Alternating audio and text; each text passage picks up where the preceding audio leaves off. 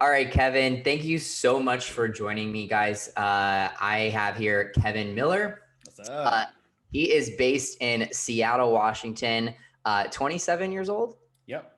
So 27 years old, he's a music producer, songwriter, entrepreneur, agency owner from Seattle, Washington. He's been making music for over 15 years now, which is awesome. Thanks, bro. Congrats.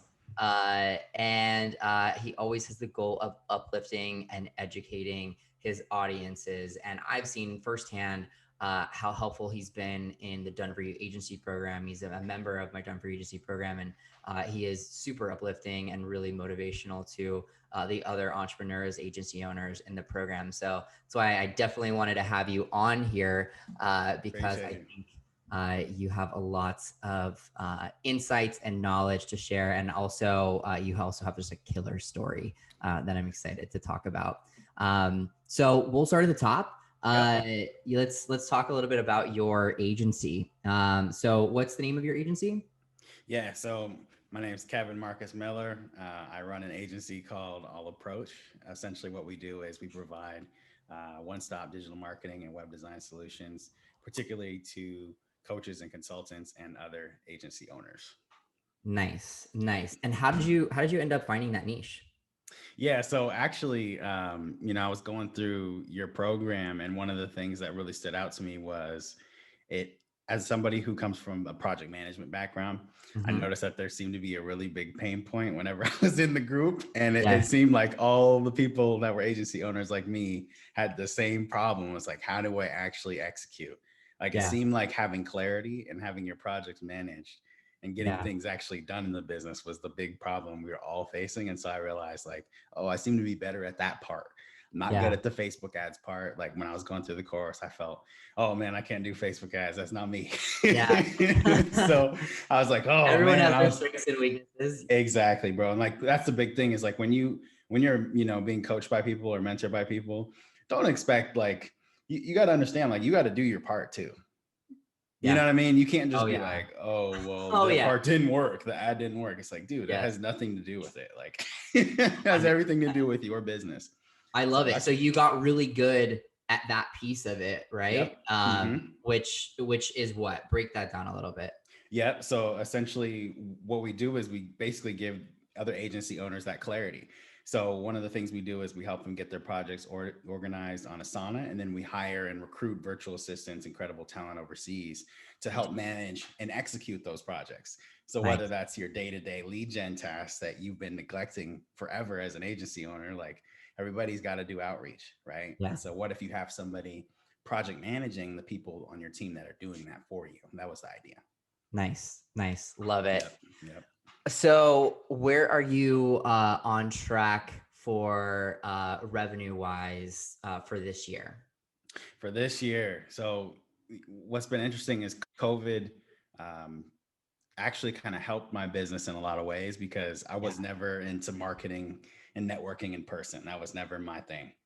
me And either. so you too? No, I hate it. I hated it. I tried some like of those like local meet your other business owners, share your business Yep. card over coffee kind of thing. Is that oh my God, it was so cringy. I couldn't do it. It's not the vibe. No, it's so not the vibe. Yeah. So basically, we were able to get it to just over about 10K recurring per month. Nice. Our goal is to get to that 15-20K range in the Awesome. next 12 months here.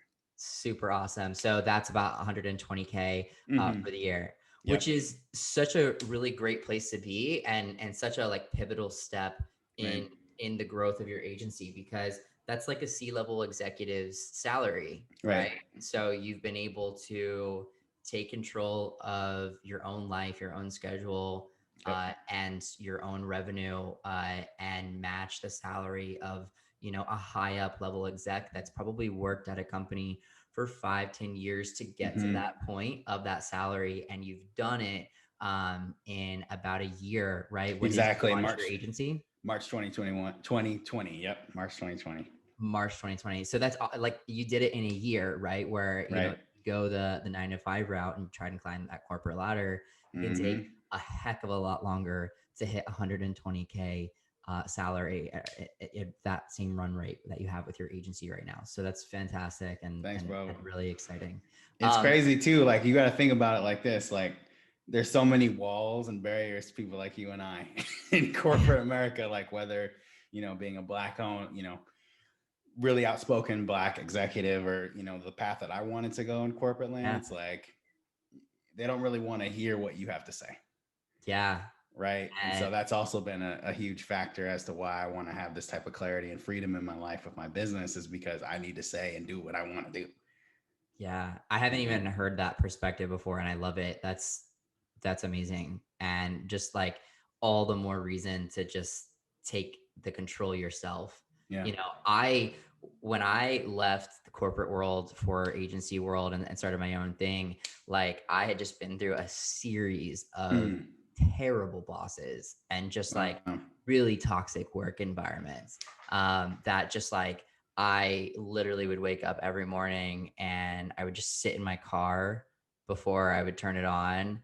And I was just like, why am I here? There has to be more than this. Like, is this not, because I'm an adult now, like college is over, I'm going to work. Like, this is all there is. Like, and I would just sit there and be like, like another day. And I would go to the office and I would sit at my desk, and I was able to, like, as a social media manager, like get done what they wanted me to do in pretty like quickly. Yeah. So fast. Yeah. You're there for like 8 hours. And I'm like, okay, like your posts are scheduled.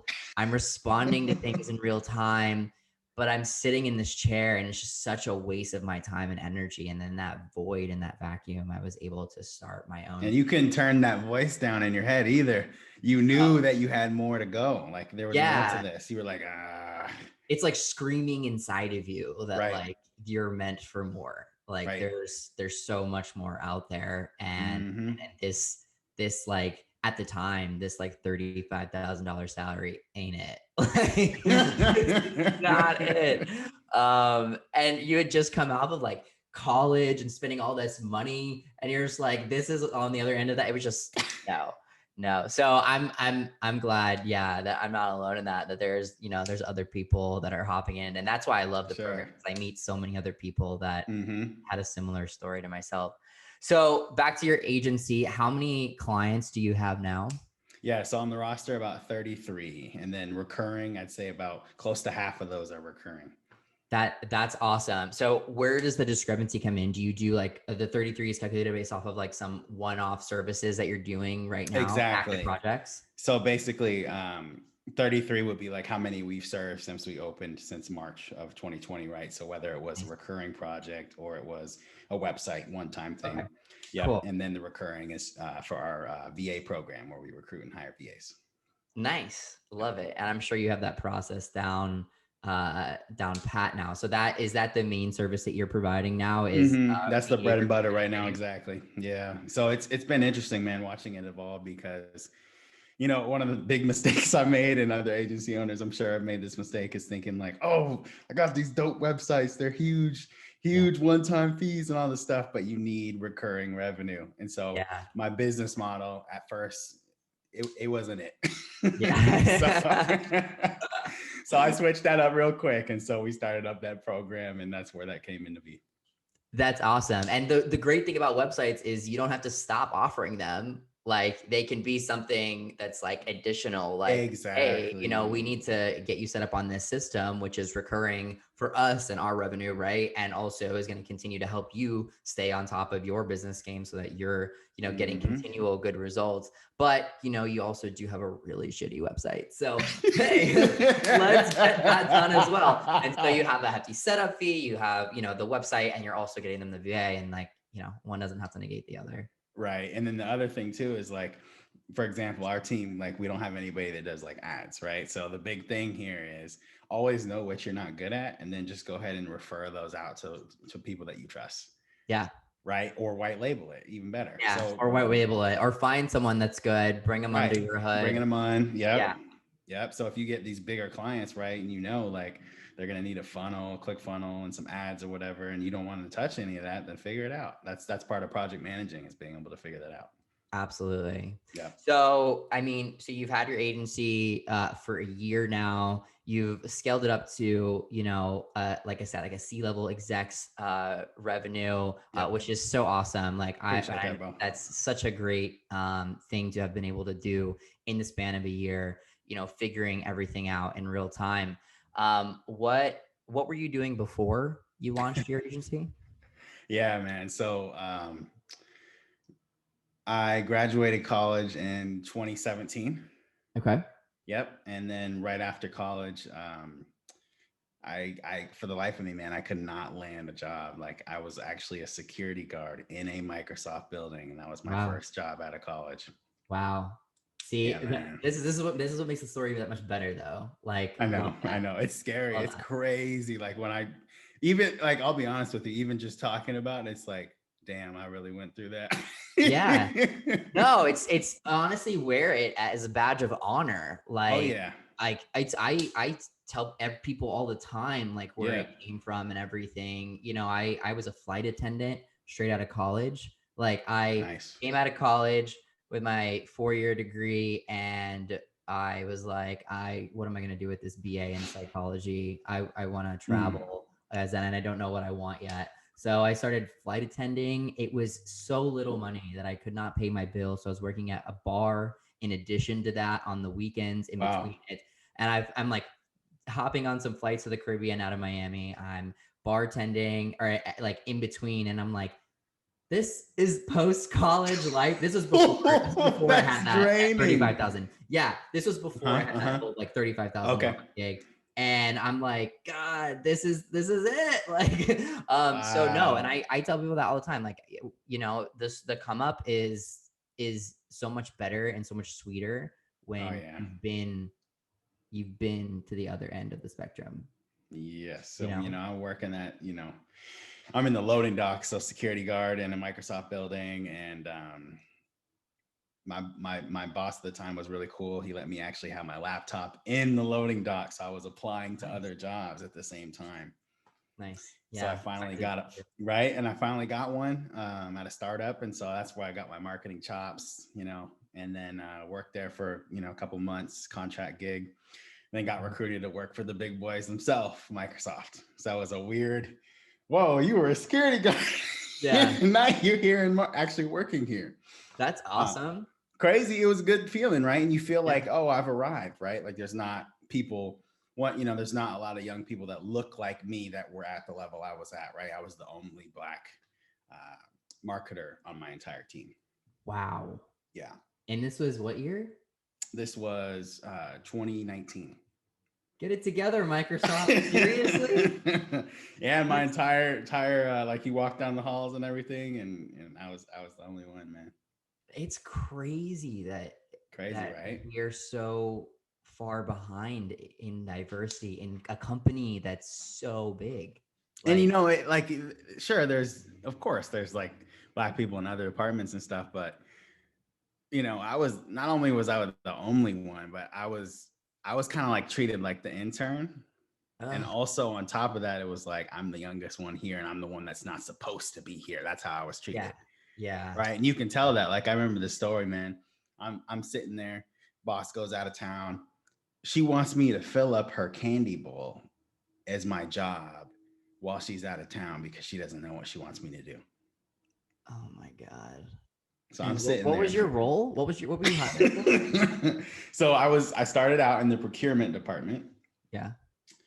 So basically that's like Procurement of candy. right. And so basically procurement's people, Yeah. supplies, desks, all that stuff. So I was like helping the marketing department or the procurement department, their marketing.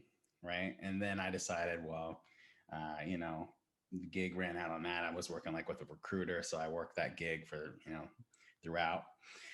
And then here's where the story kind of changes a bit. So I'm unemployed at this point, right?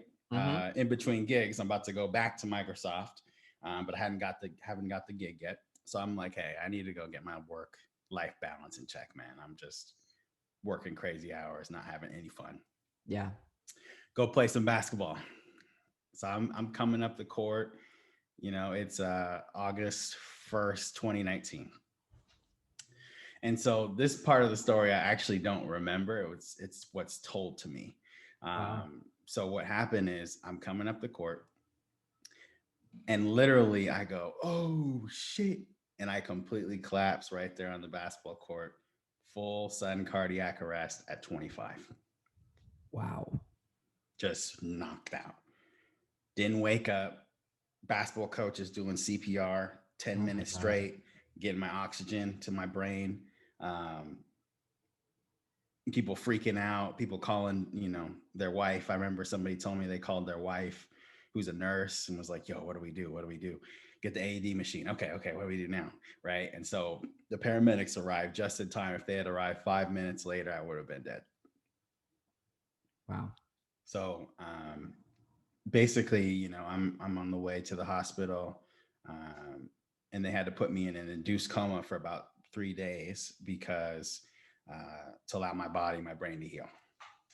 And so when they do that, what that means to folks that aren't aware, what that really means is that you're not out of the woods. That means that you might not wake up yourself.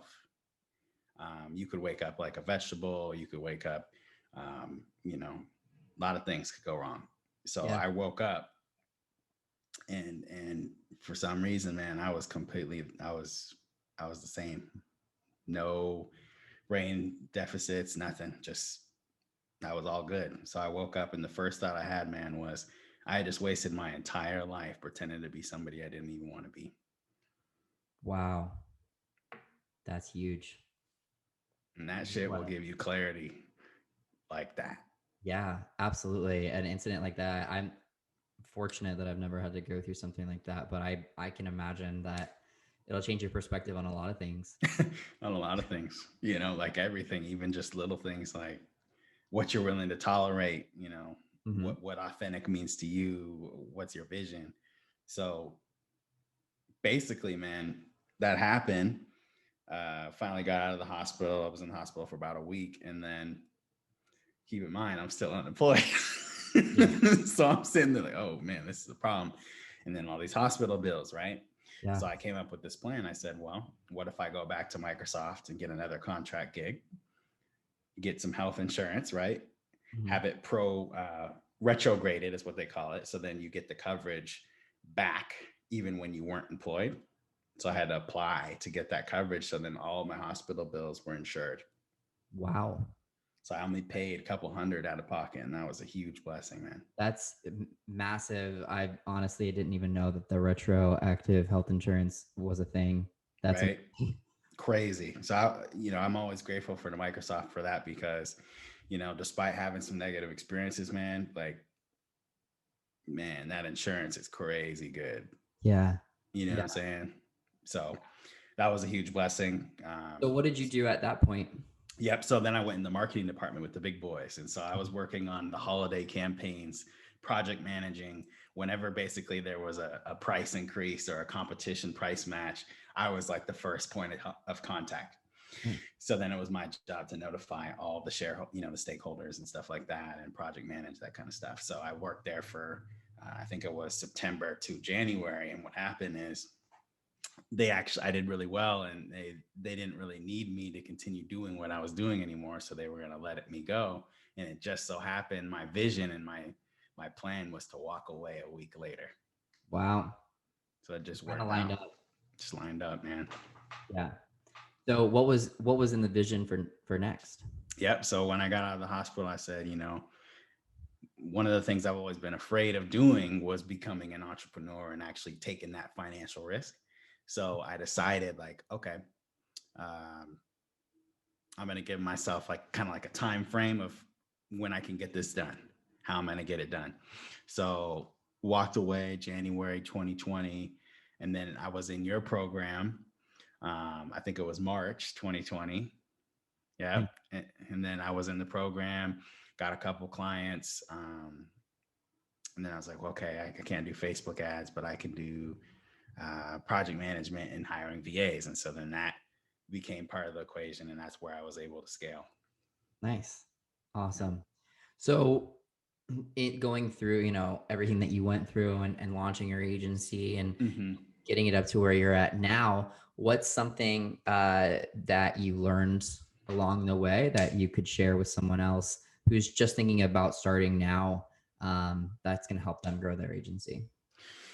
Yeah, man. I'd say a couple of things. One of the biggest things is you stay away. Like, you know how when you're online, people's, you see a version of people that's not really what they're living every day, Yeah.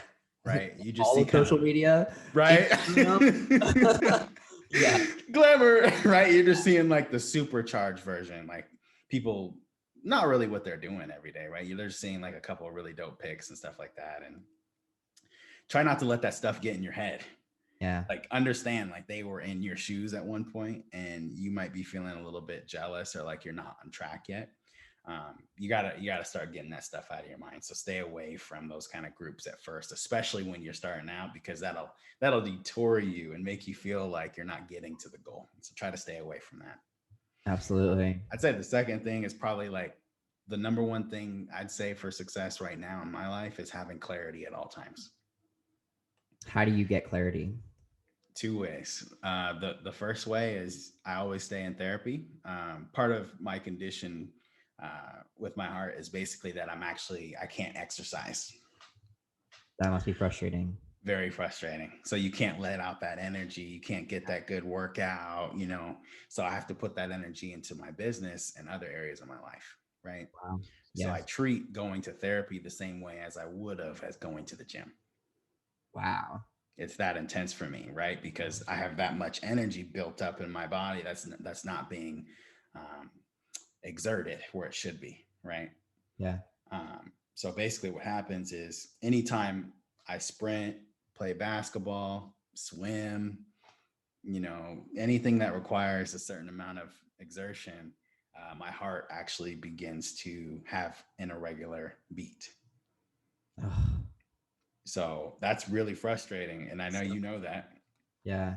But it also helped me have extreme discipline. Like, I don't think there's a lot of people at my level of discipline, because I know for a fact at my age, a lot of people would just be like, well, just give me the drugs, I'm gonna do it anyway. Right? Give me the medication. I'm just gonna do it. I'm gonna do it because, right. But I have a lot more to think about. I got employees, I got family, I got people I'm mentoring. So I can't just be thinking about me, Yeah. what I want. So Wow. So, I mean, I think those are two really great points. Clarity is hard to come by these days. I think there's a lot of, especially in the digital world that we live in today, like there are so many shiny objects, there's so many distractions, there's so many things to pull you off course, that like one of the most common things I encounter when I'm working with agency owners is like, they get into a groove, they start feeling mm-hmm. good, they're doing their lead gen or whatever, and then something distracts them, or they want to start a second project in addition to what they have going on, Right. and then they start letting really good progress start falling behind because they're starting a second project that they want and they think they can just handle both or three projects all at one time because they're really ambitious. Mm. And I'm ambitious too, but one thing that I've learned about myself is like, to achieve greatness and to achieve the true levels that you want to be at, like those really high levels, it takes full dedication Yeah. to the actual task, right? Like, if it's growing your agency, it takes full dedication to that. So like, you can't like, I want to have this agency, and then I also want to be doing like some of this crypto over here, and I Mm. also want to be doing forex trading at the same time, and it's Right. like, and I call those people like the make money online people, and like, Mm. no shade to anyone listening that may fall into that category yourself, but I think like a good lesson is like, look in the mirror and like decide what you want to do, Yeah. and what you want to do isn't make money online. And we Mm. all do want to make money,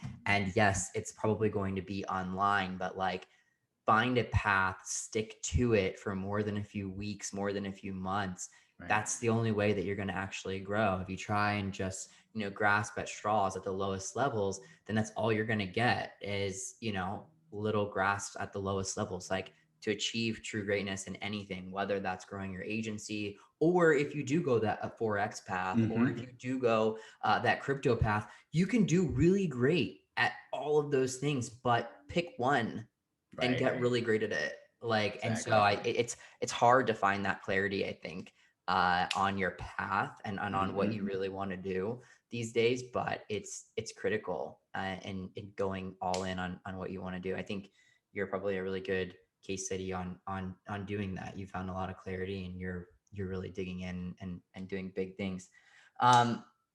What is one software, or not one, but give me some software that you absolutely could not live without? PandaDoc. I love PandaDoc, man. It's basically, for those who don't know, essentially, if we've all heard of like DocuSign, right?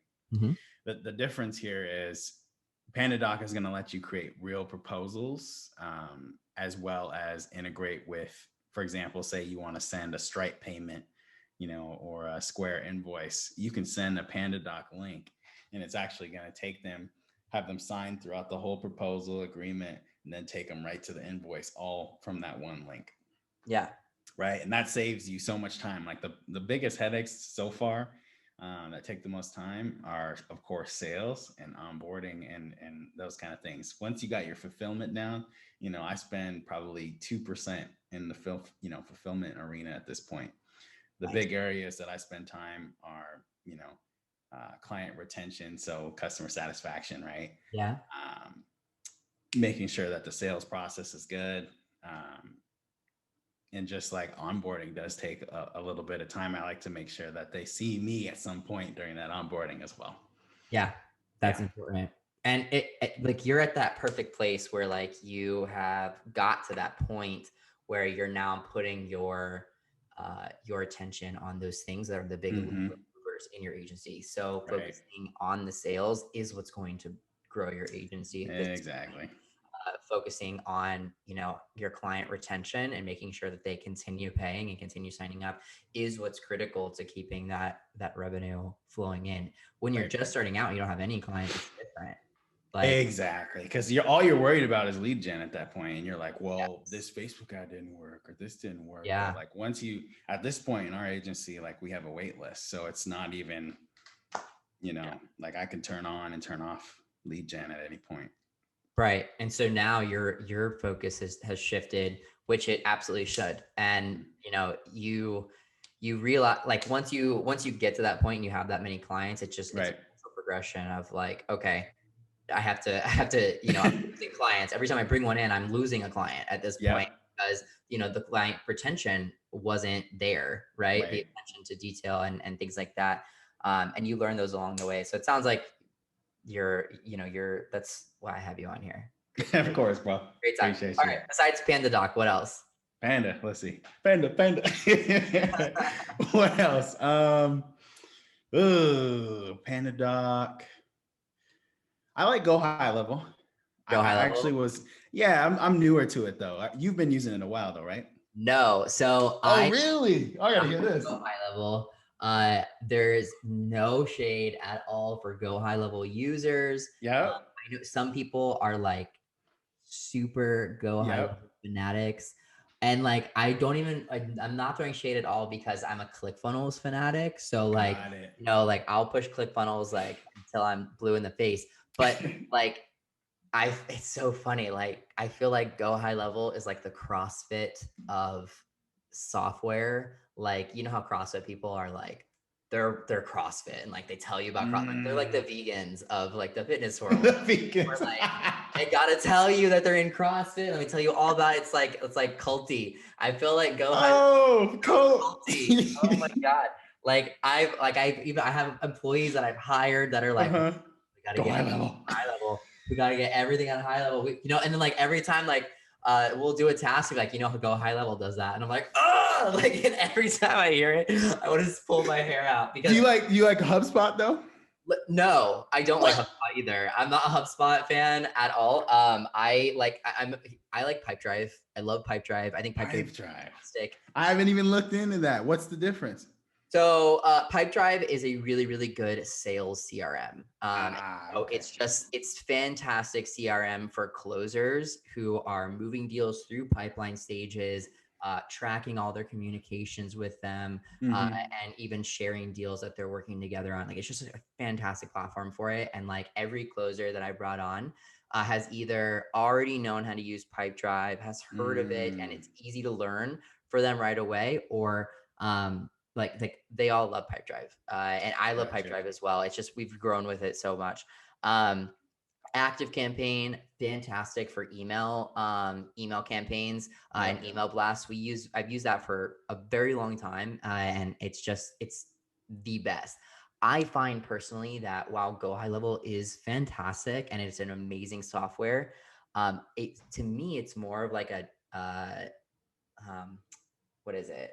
Like a jack of all trades is like a master of none kind of thing. Whereas I have kind of softwares lined up that I feel are really, really great at what they do. Like Active Campaign is fantastic for email. Pipedrive is fantastic for a sales CRM, and they can connect really easy with Zapier. And so, is it Zapier or Zapier? I mean, it's Zapier for me. Is it Zapier? I mean, it's Zapier for me, man. My whole life has changed. Zapier, it's definitely Zapier. And is it for real? Like, you've seen someone say it that way? Yes, everyone. What? I've been telling that all my clients this whole time. Zapier. I've heard many people say Zapier, and I'm always like, dang it. All right, well, I learned something. But no, it's okay. It's okay. Like Zapier does zaps. Like you set up zaps, but so I don't know. But yeah, no. So okay. Maybe one day I'll get on the Go High Level train. Probably not. But at this stage, like I don't know, I'm pretty happy with my tech stack. Cool. All right, let's get into your sales process. What does the sales process for your agency look like? Yeah, man. So first thing that happens, of course, some kind of outreach, right? So it might be LinkedIn, might be cold email. One of my, I think the most powerful part of the sales process, of course, is after what happens. Once the lead is in your pipeline, what happens then, right? So once you have the lead in your pipeline, I think what was like the game changer for us, 15-minute phone discovery call where it's so low pressure, it doesn't feel like any kind of script. Nice. You're just talking to the person. Like you might not even talk about what you do at all. You might just be like, yeah, man, how you doing? What's going on today? Yeah, we connected. Exactly. You're just pre-qualifying. They don't really feel like you're pre-qualifying because you're not asking generic questions. You're just getting to know them. And you'll be able to tell, like, because if you're asking somebody like, okay, what do you do? Yeah, dope. That's cool. How long you been doing that? Cool. You just qualified them. You didn't have to go, how many years have you been in business? You know what I mean? So I'd stay away from doing it that way for certain type of offers, right? Yeah. So once you know like that they're a good fit and everything, then you just be like, yeah, man, if you want to hear about what we do and in our process, we do have a wait list right now, but I'd love to show you exactly what we do and see if it works for what you need to, your vision. Cool. Yeah. Let's set up a Zoom call. And then that 45-minute strategy call, right?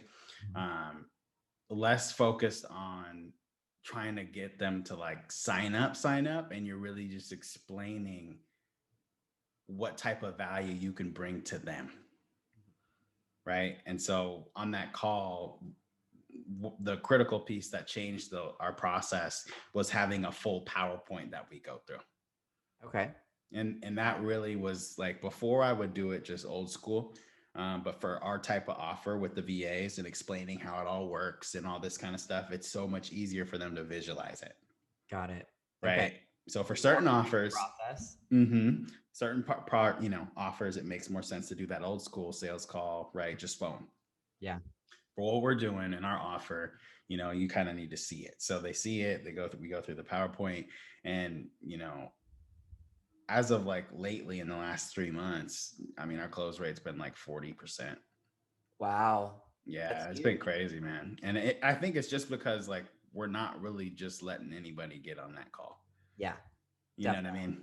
So, Definitely. Yeah, it'll change depending on mhm, how many people are on calls with you, and then, the quality of those people. And if you're right. pre-qualifying them in a 15-minute thing, that can definitely cut down on It's people. so awkward too. You know this. Like it's so awkward when you get on that call and they don't know what the hell you're doing there. And they're Yeah, like, "Why are we on this call?" no, for sure. Definitely. It's awkward. And that's why, in the 2 call close process, I talk about Hmm. the program for course members. That first call is not a sales call. It's Right. it's it's your it's the same as your 45-minute Zoom strategy call.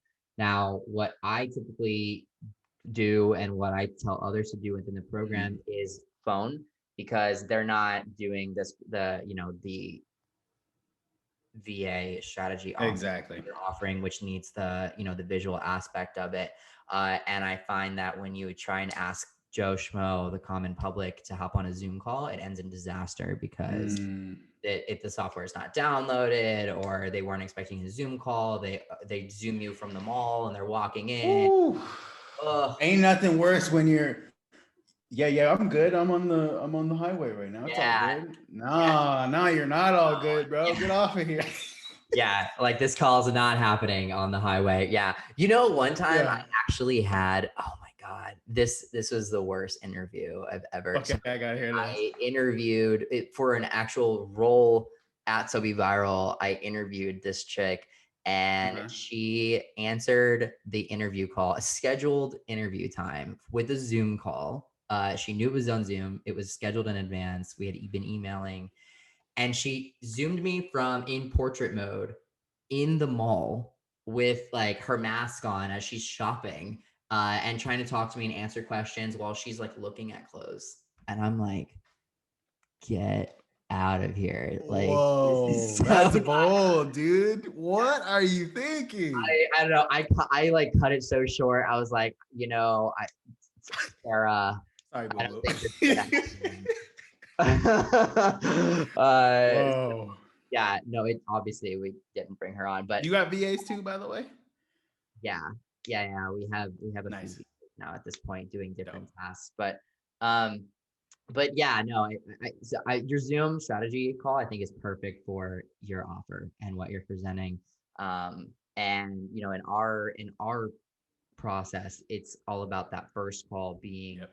like you said, no pressure, just getting to know one another, and really on that first call, focusing in on what they need, Hmm. and where they're at, their pain points, their goals. I tell people, like, in that first call, really they should be doing The majority of the 80% of the talking. Exactly. talking. You should be doing 20%, where you're, listening and also asking more questions and getting to know them.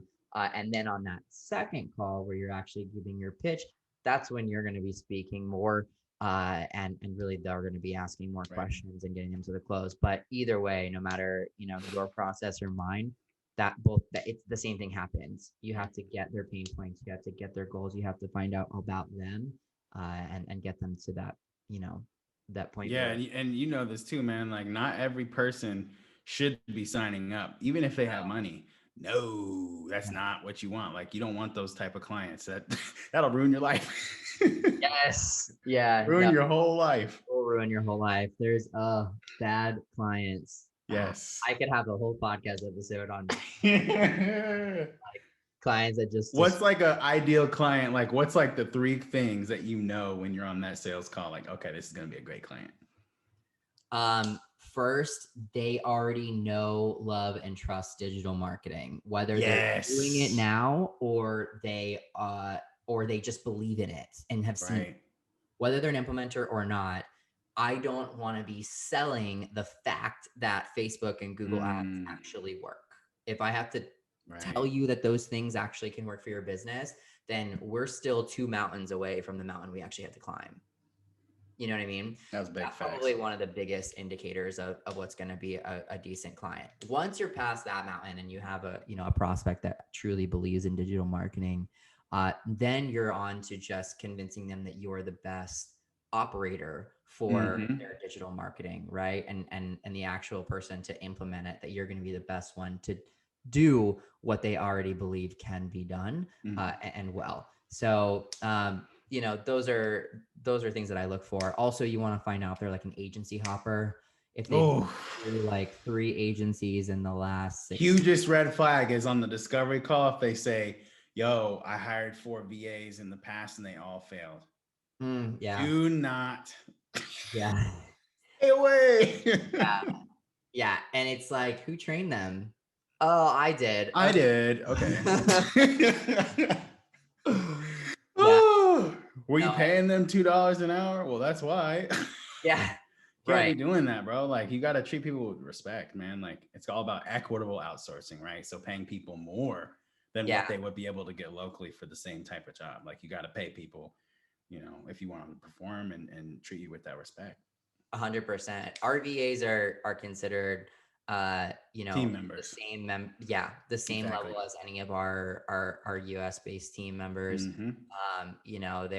They're also on calls Right. with us, and they're an integral part of the family we have at Sobe Viral. So I Yep. can totally relate to that.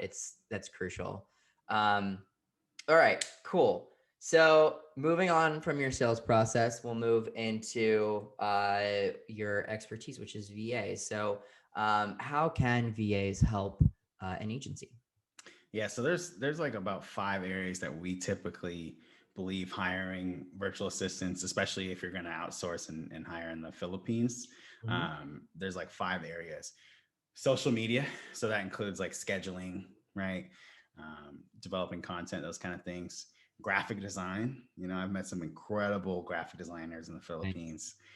They can also do social media content, but maybe flyers for clients, those kind of Yeah. things, logos, right? Data entry, right? That kind of also falls and can cross pollinate with lead gen, right? Because you need to scrape a lot of lead information, right? Yeah. Quickly. So having a software like snob.io, there's a lot of them, right? So get a software and then delegate that to a VA to scrape leads for you, and then go ahead and conduct that outreach. Yes. One of the other things that's really underrated is recruiting other VAs. Wow.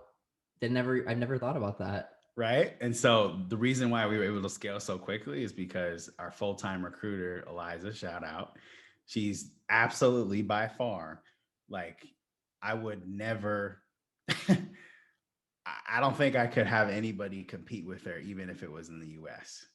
Because, first of all, she knows the culture better than anybody. She was a teacher in the Philippines. So she's going to know, like, okay, this person on the interview is just saying what they think we want to hear. Right. Right. Right. And so if you have somebody in the Philippines recruiting for you, and then having those VAs work with your clients, that ecosystem is extremely profitable, right? So imagine if, like, here's an idea for some of you out there that are running Facebook ads. Imagine if you had somebody like an account manager that was a VA, right, that you recruited, and they actually knew how to run Facebook ads. Yeah. Right. So having account managers and having those VAs work in integral parts of your business and the fulfillment process could be really rewarding. Yeah. Um, some of the things that I would caution folks, a couple of things. My very first experience hiring a VA was a shit show. Yeah. Right. And it is for a lot of people. Yeah. You hear about it, it's like, oh my gosh, I can get somebody incredible, like for so much less and all that. Yo, you got to think about it like this. If you're going to go after that business model, you better be doing it for the right reasons and with the right people. Yeah. Do not just go in there talking about, like, well, I just got a VA for $2 an hour and I got away with it. And, like, dude, like, that's such sucker shit, man. Like, that's And not you're going to gonna get you just get that anywhere. quality too. Right. You're just going to get somebody that's going to mess up your business. Right. Yeah.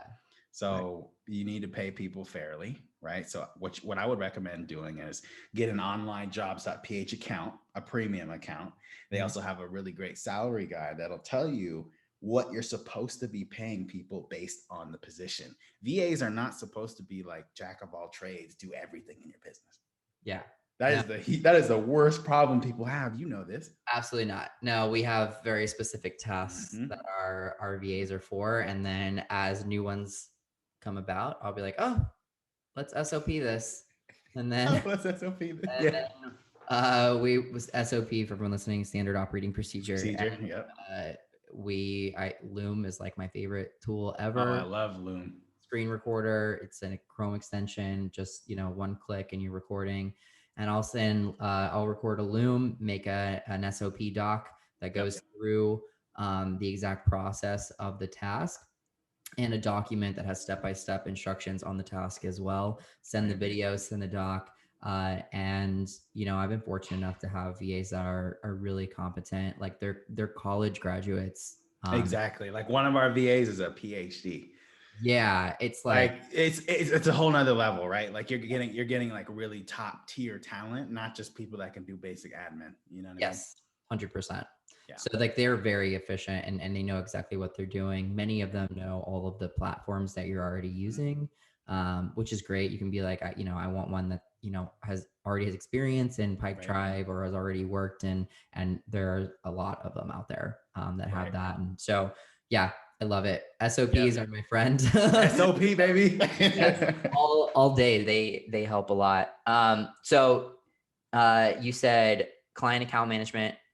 Yep. So basically, 5 areas. So data entry, graphic design, social media, lead generation. That's huge. That was like the first area. Massive. It's like, I need to get this off my plate. I don't have time to be doing 4 hours of outreach every day. 100%. That's why we added it to the Done For You Agency program, was how to train your VA to do outreach, to do cold calling. Because, oh my God, the idea of cold calling. I'll be honest with you, bro. I never got into the cold calling because it just, I only did it a couple times just to see, like to test the waters. And then I ran the other direction. Well, listen, I don't recommend that anyone do cold calling for themselves. I've never done cold calling for myself. In the course, we only teach people how to use a VA, a well-spoken English-speaking VA, on how to do, how to do cold calling, because it works and it gets plenty of people booked in, but it's cringy. It's not something that I could ever do myself. Yeah. But there are VAs that are amazing at it. And for us in our business model, we choose not to do it just because it's too hard to manage that part, right? So imagine having you need to have what they call an ISA team that's qualified to train people on how to do those kind of calls. Yeah. And so we chose to stay away. We chose to do just straight chat, lead gen, social media, that kind of stuff. Yep. It's just another cold calling VA. It's a fantastic way to get in leads. There's email outreach, there's LinkedIn outreach, there's Facebook ads, there's so many ways. And there's a lot of ways you can get VAs involved to help automate the process too, that's why I love that you have lead generation on there. So quickly, you mentioned how you find your VAs. Mm-hmm. So onlinejobs.ph has been an incredible platform. Really great resources. They have a great blog as well. Basically, the idea is this. It's kind of like monster.com. So you can create an account and then you can post 10 jobs, right? So I think it's $99 a month, and then you can post 10 job posts. And so our recruiter every day is reposting those job posts, getting new applicants in the pipeline. And we're putting really detailed instructions in the job post. Hey, take this English assessment, send your test score, do all these things, prepare an application package, and then email that to us. And so we have our recruiter, and then my recruiter, Eliza, also has an assistant as well. And so we're going through those applications every single day. Love it. Love it. How do you train your VAs? Yep. So a couple things we use: Slack and Asana. Ooh, I love Slack. Slack is huge. Do you use Slack too? Oh yeah. Every day. All day. I feel like that's part of our job, right? It's being on Slack and being available. Yeah. Yeah. Well, not being available. Set turn notifications off. Your own mental health when you have to. I have so many Slack accounts. I have. How many channels you got, bro?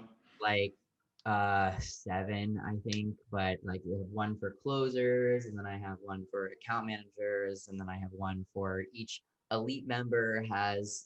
Wait, you have only 7 channels? No. 7 Slack accounts. Oh, And then there's workspaces.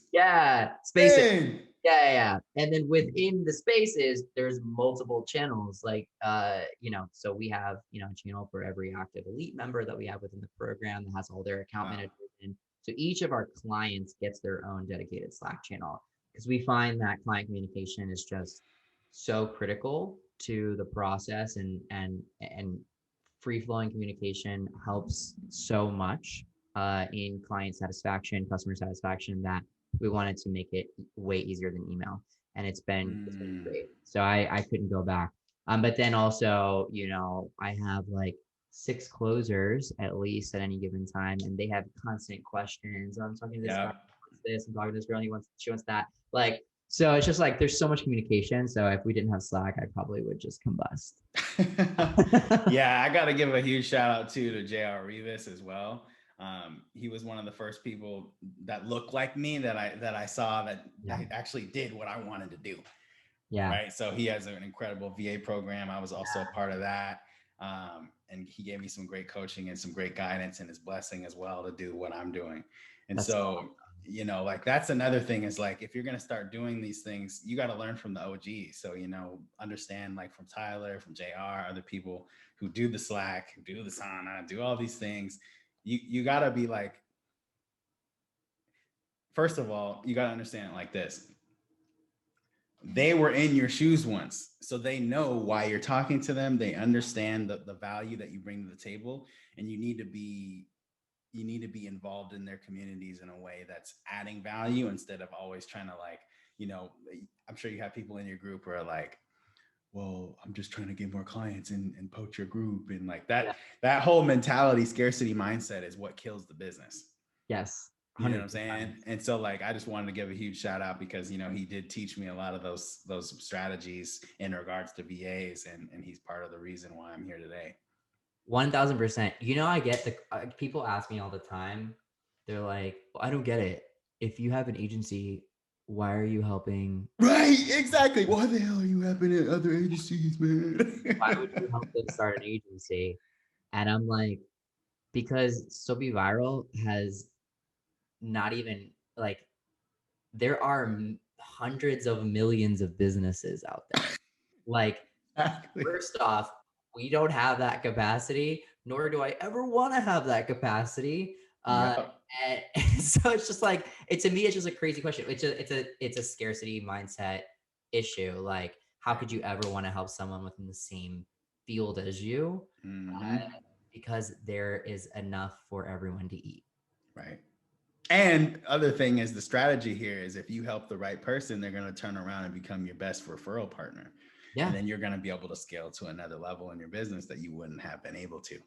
100%. Yeah. So, I mean, I have so many partners now for So Be Viral that are critical to our success, from the white label contractors to our sales recruitment and training team, like just so many partners. And that's what makes it all succeed. Last question for you. What's the number one piece of advice you would give to someone right now who is just starting their agency? Biggest thing you're experiencing right now is fear. Fear is just false evidence appearing real. Wow. Has absolutely nothing to do with reality. Because if I can wake up out of an induced coma, having a sudden cardiac arrest, fully dying medically, and go after my dreams, despite the amount of fear and trauma that I was experiencing, there's really no reason why you can't. 100%. There just isn't. Sorry. Love it. Love it. There is zero excuses for inaction. And now that you've heard this episode of the FAAB podcast, there's even less for inaction. So, Kevin, thank you so much for being on this episode. I think there was a ton of value you just dropped, and I'm already excited to post it. Appreciate you so much, man. Thank you so much for having me.